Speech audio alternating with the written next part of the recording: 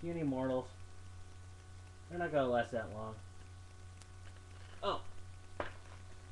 Greetings, Cubs. Checking out the new Night of 1000 Wolves. For all your Red Talons and Lupus players, this is for you. And so, one thing I've been contemplating on, whether or not to bring this back up from the grave or not. I think I'm about to dig it out of here. No. No.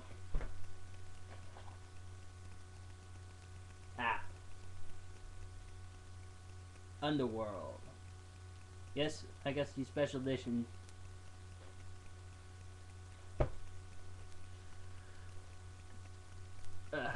Maven has some good points on how the leeches see it. What about us?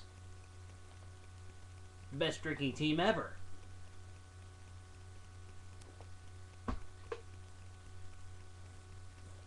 Party foul.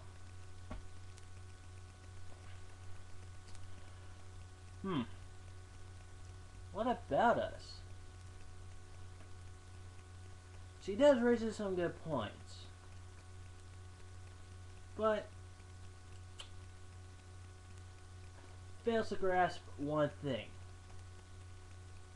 We have the best parties and the best party favors. Wouldn't you agree? If it wasn't for us, the Death Dealers wouldn't have the silver nitrate bullets.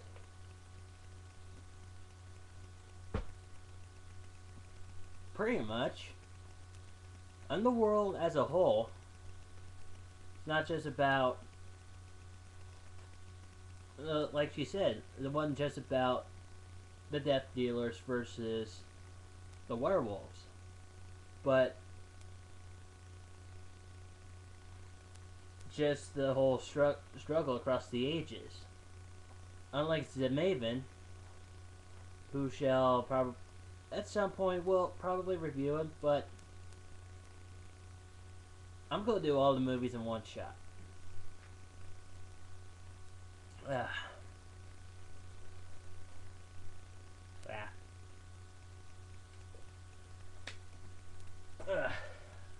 Starting with number 1. The one that only started it all, but got White Wolf pissed off as well. I would have to say it's a very good parallel. A really damn good parallel.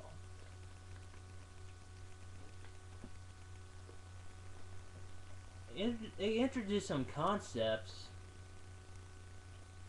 that at the time would have been around, because at the time it was Old World during the Masquerade and the Apocalypse. Where the whole Covenant deal was Requiem.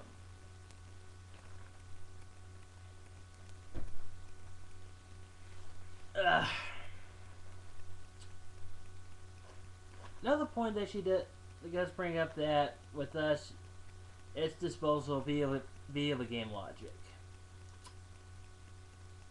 She doesn't know about pack tactics. Because you should always send your Omegas into test out an area before you send in your main force. This is why we have so many Cubs prove themselves. And so many metas. They may be fodder, but we can at least still heal. We can try again later. Not only that, we do burn in sunlight. Crossbow and tow cable. Do it James Wood style.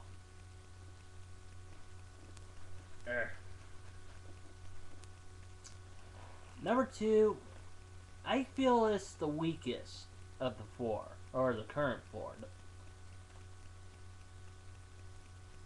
It's one of those ones that I can watch it if I'm bored. Probably that bored, but I wouldn't willingly go out and search this out.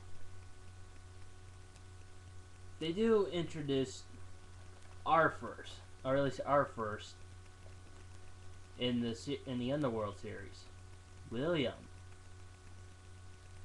You also get to see Marcus as well, but William is awesome. Number 3, which is our movie that just happens to have the leeches.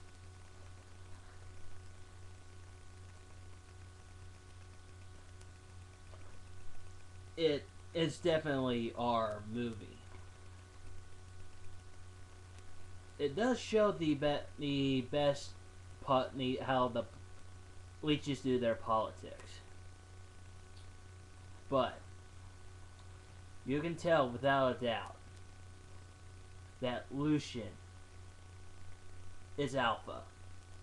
Lucian is Silverfang. Lucian is a leader.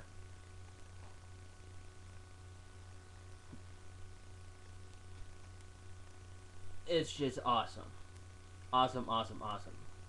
It's the best one. Not just out of the franchise, but one of the best werewolf movies I've seen. Number 4. Still a bit of a mixed one. This time going back to the leeches. But they actually do introduce variations within the lichens. I'm glad that the mortals get a little bit taken there, because it's always fun with a hunter around, now is it? But they do introduce a couple things where it once again parallels Old World. But it does it so well and so recognizable that I was amazed that maybe they probably haven't gotten in trouble yet, or if they did, our apologies. But Awakening gives us more variation with us. First of which, the first group of werewolves that I'm just going to call the Bone Gnawers, just for sake of this guy.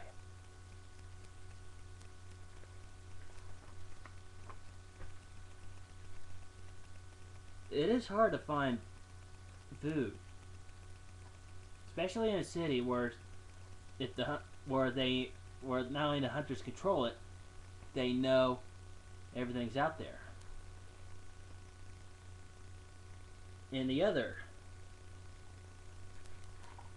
oh yeah, spoilers for you for the Cubs.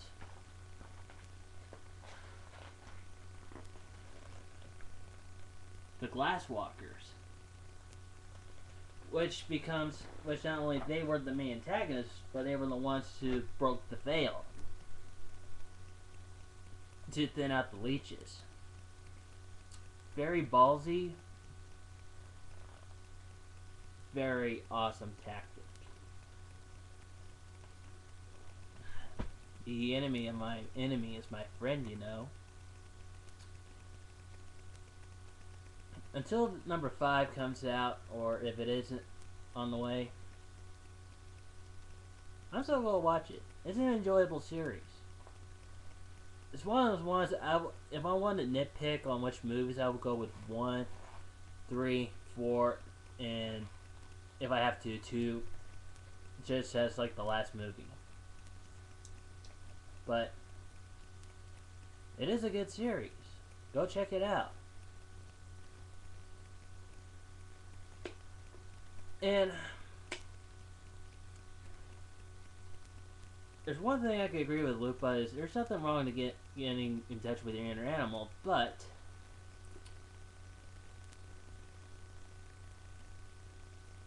she ain't tried yet. And so, 99 Cubs.